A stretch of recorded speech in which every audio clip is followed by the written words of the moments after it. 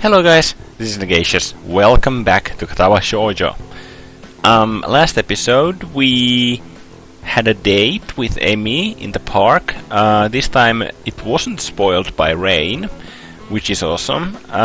We also went the next day, we went running with Emi, and she showed some severe signs of limping, and she also stumbled, and we really need to get that leg of hers fixed up, as she also escaped the nurse by saying that she was busy just before entering the room, just now. So, right now we are in the nurse's office, talking to the nurse, and let's see. We just entered the room, so let's get going. I don't see Emi with you. She's not sick again, is she? From the tone of his voice, I don't think the nurse is expecting me to say, yes, she's ill. She said that she'd forgotten to do something, and so she had to skip out, but she'll see you later today. The nurse heaves an exasperated sigh. Honestly, that girl... She's been avoiding me. Yesterday she was in and out of here without even taking off her prosthetics, and now this. Well, at least it's not just me Emi doesn't want to wear a ring.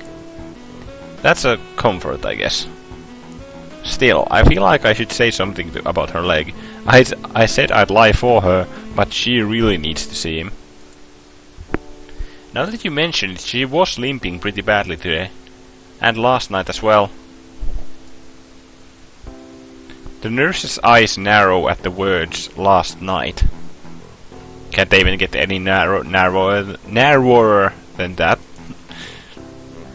And what exactly were you two doing last night? We were on a date. The nurse raises his eyebrows as if surprised. Really? Interesting. Huh? Oh, nothing. His gaze turns thoughtful, and then he grins at me. You don't think you could use some of that boyfriend charm to get her to come see me today, could you? Of course. I was planning on doing that anyway. I think she's really hurt and just pretending she isn't. Yes, she does that. I'm afraid I'll make her stop running. Will you? I don't like to, but if it's bad enough that she's been limping, well... I guess I'll have to see what's wrong for myself before I make that call. I see. Emi, not allowed to run? Perish the thought. I don't know if she'd be able to function without running.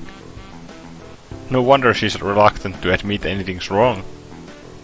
Well, I'll make sure she sees you. That's a lot of S's. Good. Oh, and before I forget... He grins at me again, in what feels like a vaguely threatening manner. Don't forget that I know what medications you're on. You be careful around Emi, got it? Wow, he looks serious too. Got it. Don't hurt Emi. Wouldn't dream of it. Grand! I'd hate for you to be late. Huh? Late, as in the... late, as in the late Hisao Nakai? He frowns briefly, dissatisfied. Sounded better in my head. Well, at any rate. Get out of here before you miss your first class. The nurse has such a black sense of humor. Jesus Christ. You've got things to do, I'm sure. Shoo. As I leave, I notice the nurse pulling out his phone and dialing a number.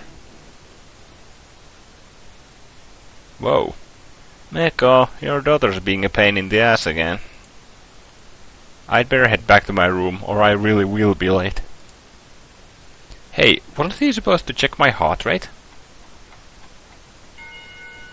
The lunch bell sounds, and I bring myself out of the stupor I slipped into during the morning classes.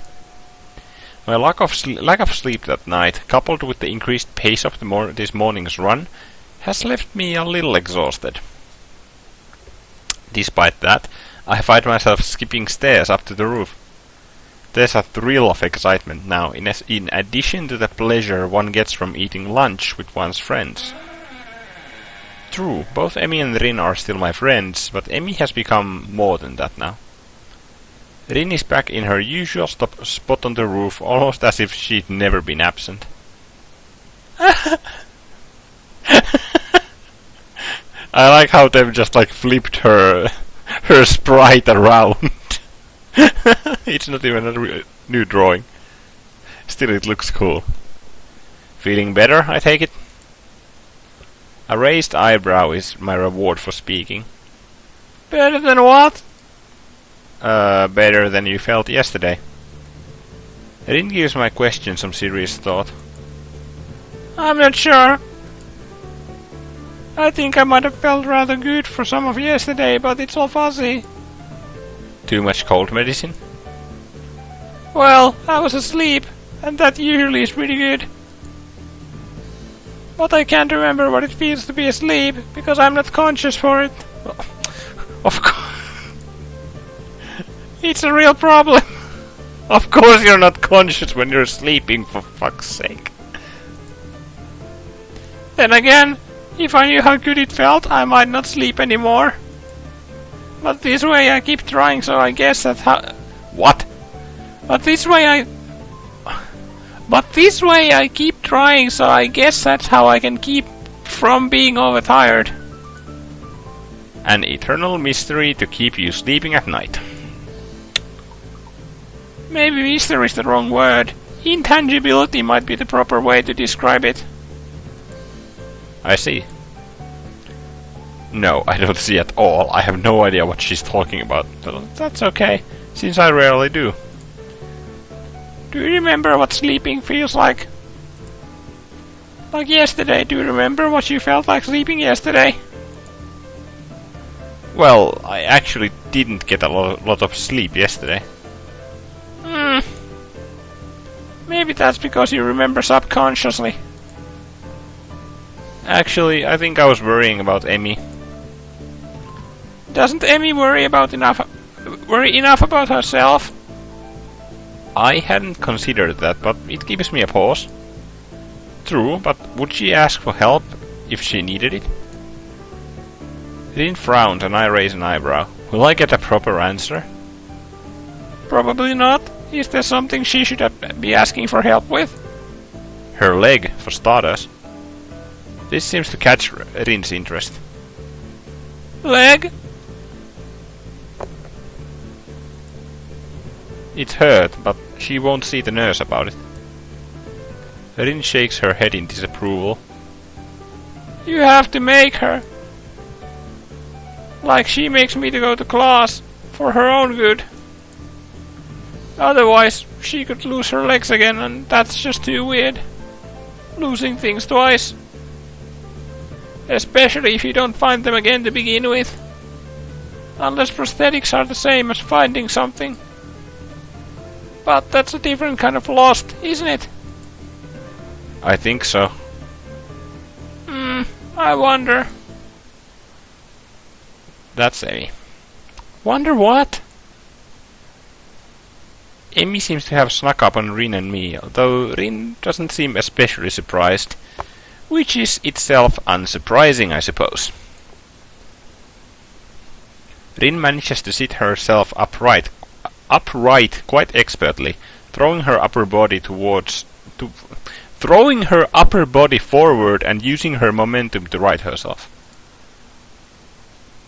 Your leg, how's it feel? That earns me a frown and a bit of a glare. It's okay, I think. Not worth worrying about. Tell that to the nurse. He's quite insistent that you visit him, you know? Emmy pouts like I've just told her she's been grounded. He worries too much. It's not a big deal, just a little soreness. I try to resist rolling my eyes in exasperation. If it's nothing, then you should have no problem seeing him, right? Emmy narrows her eyes suspiciously. Did he put you up to this? Well, maybe, a little. But that's not the point. I would have reminded you to see him anyway. It would be terrible to see you really hurt and not doing anything about it. That would make it worse, and I really don't want to see you get hurt, you know? Call me crazy, but I kinda would prefer to see you happy and healthy.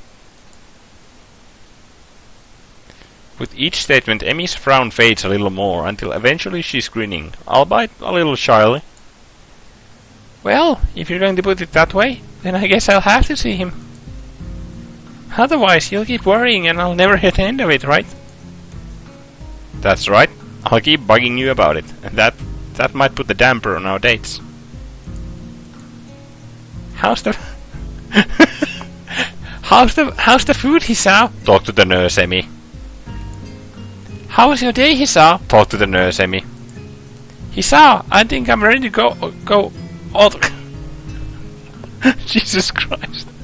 Hisao, I think I'm ready to go all the way. Talk to the nurse, Emmy. See, it doesn't work that well. Emmy giggles at my high-pitched rendition of her own voice. Ah, it was high-pitched, god damn it. I should have gone for the high-pitched voice as well. Dang it. Emmy giggles at my high-pitched rendition of her own voice and gives me an affectionate shove. My voice isn't that high, jerk. I thought it was pretty accurate. That the face. Emmy and I stared at Lynn for a while before I burst into laughter. Emmy crosses her arms and huffs, mock offended. You're both jerks! Such vile calumnies from you, young woman. I'm stunned that you would call me, of all people, a jerk. Honestly, I just don't know what to think. Emmy sticks her tongue out at me. You ass! So Rin, how's the art club these days? Rin, seemingly as surprised by this sudden change of topic as I am, takes a minute to think before answering. I believe it's okay. Although Nomiya keeps telling me to work harder. But I don't think he understands my methods. He always struck me as slightly creepy.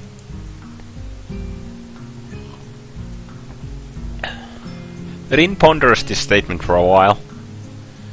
I've never really noticed.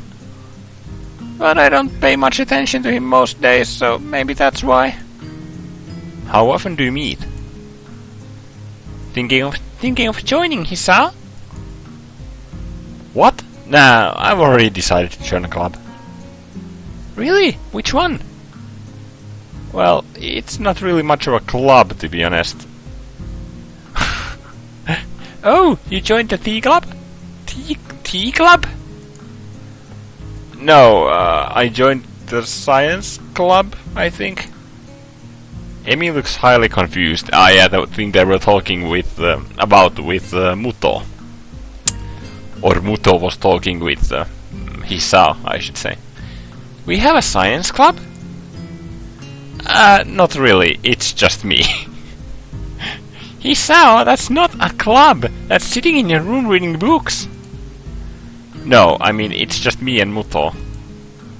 I'm just the only student so far. Muto? Really? A thought strikes her. Oh, is that what you were talking about yesterday? Your meeting with Muto? Yeah, that was our first meeting, I guess. Emi giggles.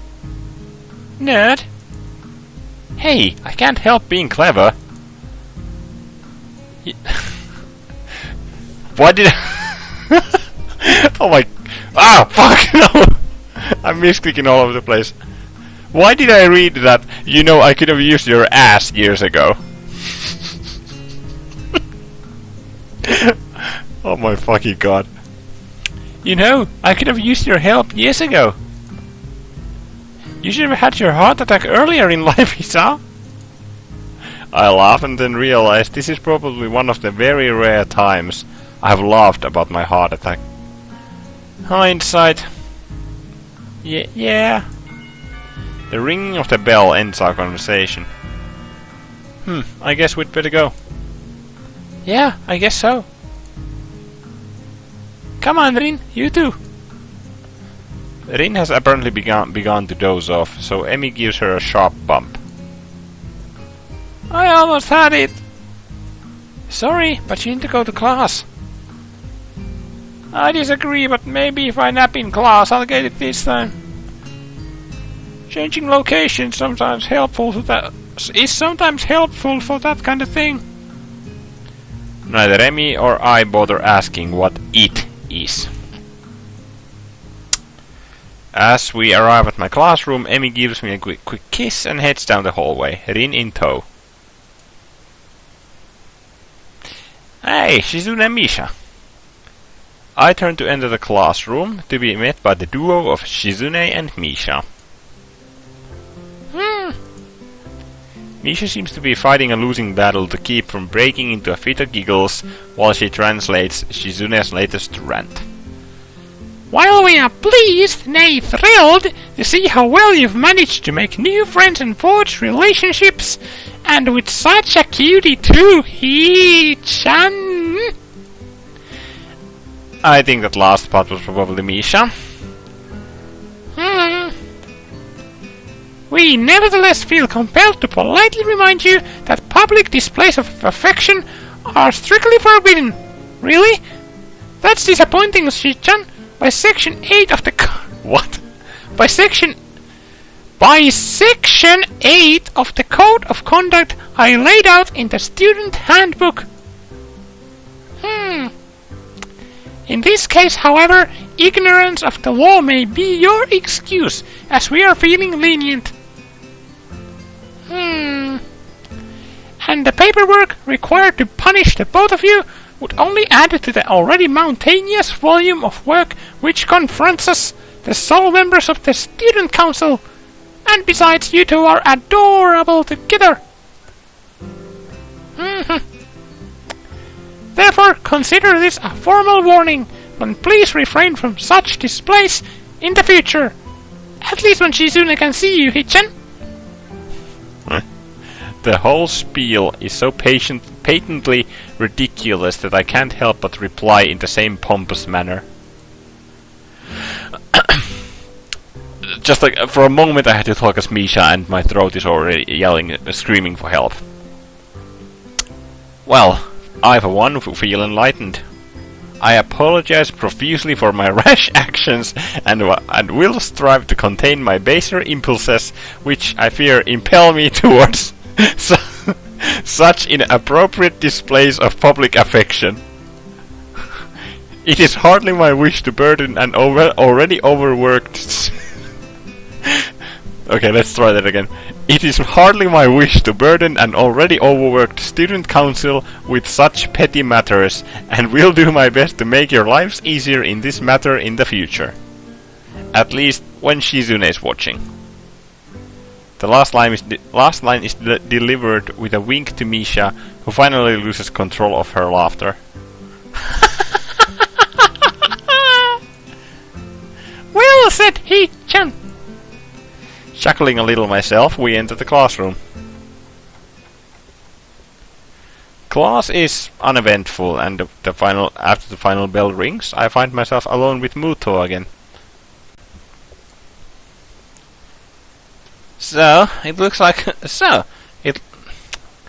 Okay, I need to figure out the goddamn voice for Muto. So, it looks like we've assembled for the second meeting of the science club. Or is it the first? What do you think? Should we count yesterday as a meeting? Well, we did form a club yesterday, didn't we? That seems like club business, so we can safely call yesterday a meeting. Muto smiles in his usual stilted and awkward way. I wonder if the muscles in his face are just not shaped correctly to let him smile naturally. You really do have a knack for this, I think. Logical thought processes, that is. I guess so. A scientist speaks with authority, son. The answer here is, yes, I do. I think that kind of deeper voice actually might fit Muto. When the world wants to know how it works, we tell it, even if all we've got is a decent hypothesis. But we must sound certain anyway, because we're the authorities on the subject, right? He chuckles, to go along with his awkward smile at his awkward joke. I'm doing my best not to grimace, but I think I'm being too successful. I don't think I'm being too successful. That's entirely false, of course. We know a lot, sure, but nobody's an expert on how the world works, if only because nobody can be sure. With no certainty, there are no experts. But we like to pretend sometimes. There's some things we can be certain of, right? Yes, but no. We know gravity is there, for example. To illustrate, Muto picks up a pencil and drops it. See? Still there. But it's good to check every once in a while. That's why you'll still see researchers mucking about with gravity. We're pretty sure we know how it works, but there's always a chance that something isn't how we think it is. So you check, and check, and check. That's science in a nutshell, Hisao. The whole time I've listened feeling rather spellbound. Muto seems to be really passionate about this stuff, I think. It's hard to tell sometimes.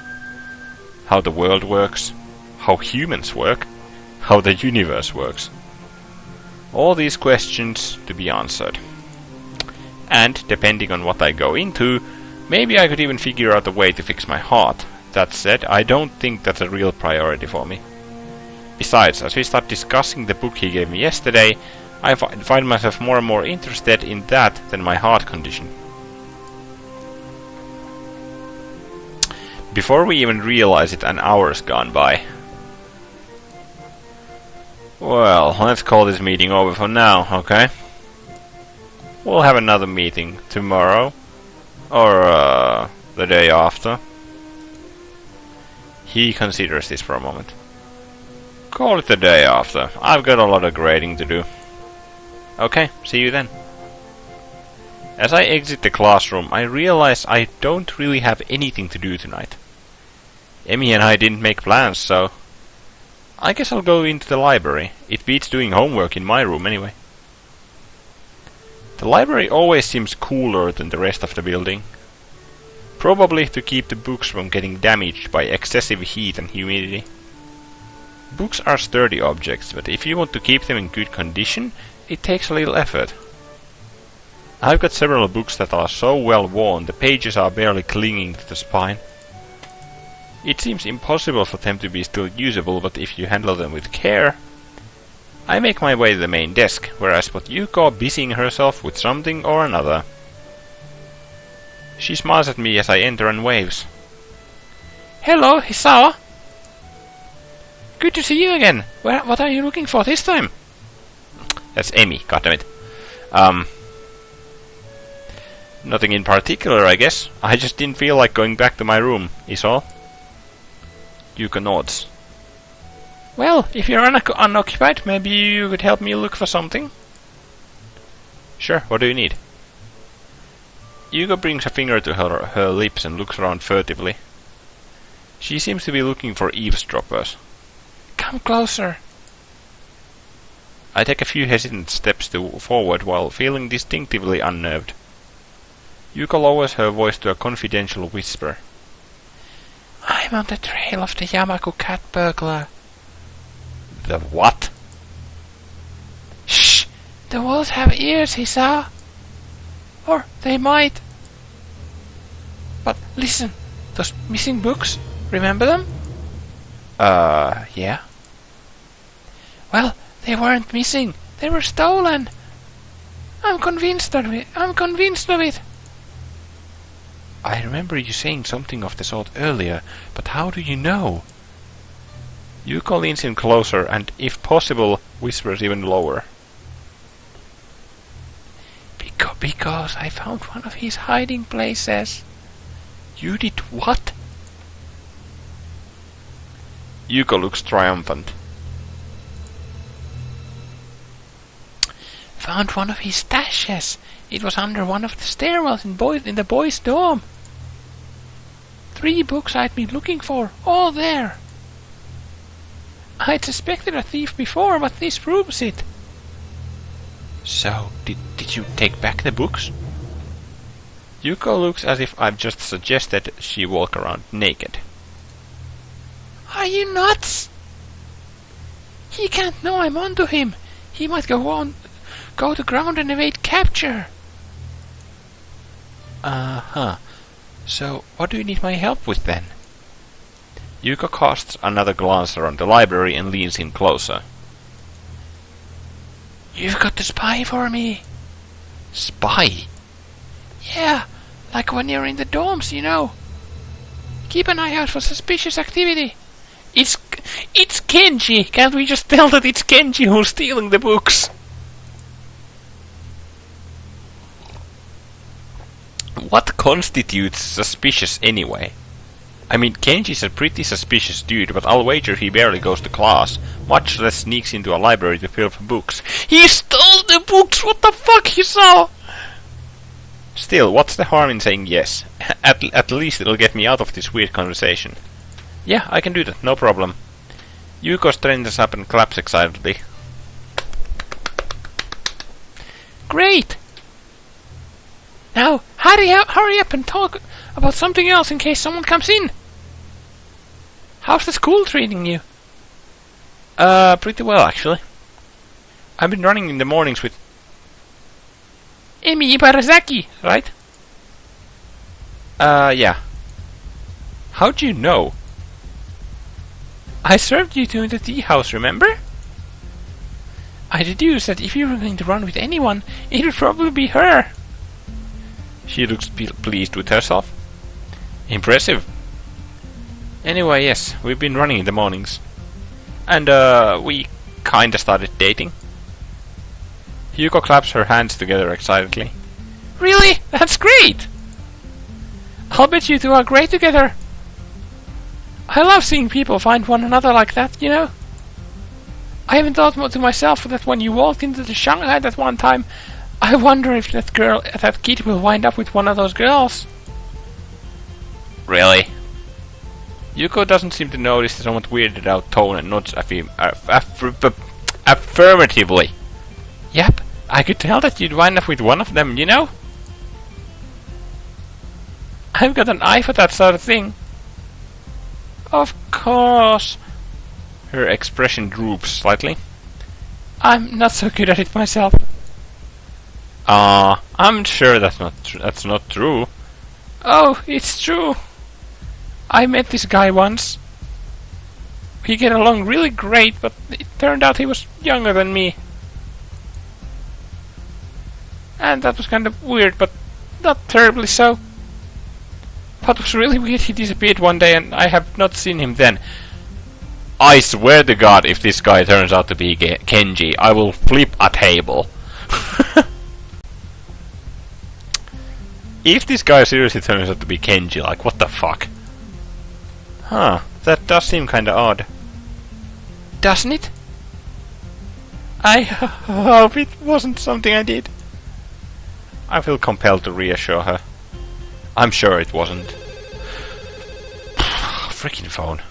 I intend to try and calm her down further, but the both of us jump in surprise at the ringing suddenly coming in from my pocket. Yuko sighs to steady herself as I pull the phone from my pocket. I feel a little sheepish for indirectly causing the incident. Oh, cool. Emi, what's up? Oh, thank God! I haven't called your phone before, so I didn't know if this number would work and whether you would pick me up, and I can't... Whoa there, Emi, slow down. What's wrong? There's a pause on the other end of the line, which I can hear Emi trying to control her breathing in order to calm down. Something's got her terribly agitated, and it's starting to agitate me. Can you stop by? Like now? Or shortly after now? I really need to talk to you. There's a tone of pleading in the last sentence, and I don't think I've ever heard that from her.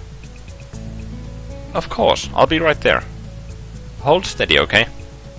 In my increasingly agitated state, I've apparently started saying things that don't quite make sense. Okay, I'll be okay. See you soon. I pressed the button to end the call before slipping the phone back into my pocket, apologized to Yuko for running off, and run off. Perhaps at some point I would have stopped to think about the time or how suspicious it looks for a guy to enter the girls' dorm at this hour.